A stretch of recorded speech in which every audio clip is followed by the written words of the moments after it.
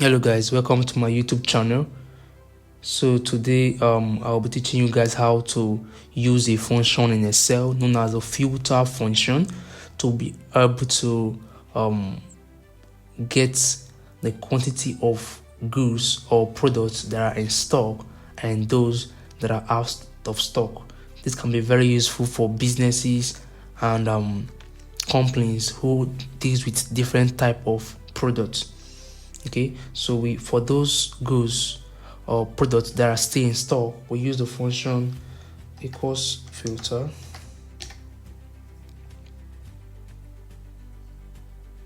then array. For array we highlight the whole product, comma,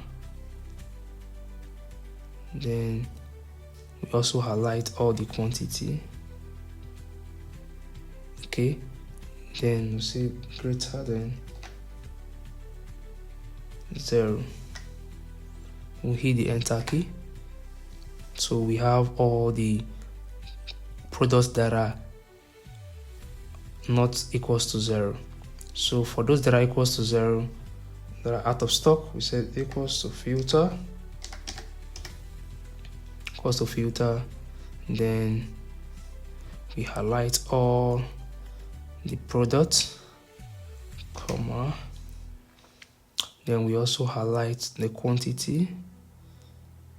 Okay, thereafter we say equals to 0, close the bracket, we hit the enter key.